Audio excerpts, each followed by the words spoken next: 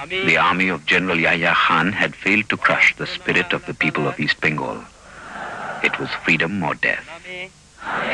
সজ্ঞানে সুস্থ শরীরে শপথ করিতেছি যে আমি আমার প্রাণের বিনিময়ে হইল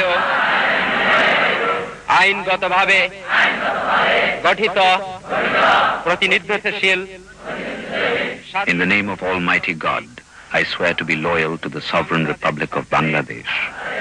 With my life, I shall protect the freedom of my motherland. আমি আরো শপথ করিতেছি যে